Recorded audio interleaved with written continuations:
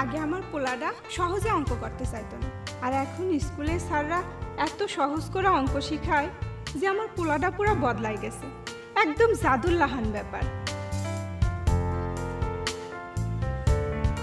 কোনোদিন চিন্তাই করি নাই এত সুন্দর করে পোলাপানগুলির কঠিন জিনিস বুঝান যায়। সত্যি স্যাররা জানে পড়াইতেছে ঠিক যেন জাদু। আগে এইসব দেখলে ভয়ে বুক শুকিয়ে যেত, এখন আপায় পানির লান বুঝে দেয়। লেখাপড়া কি মজা!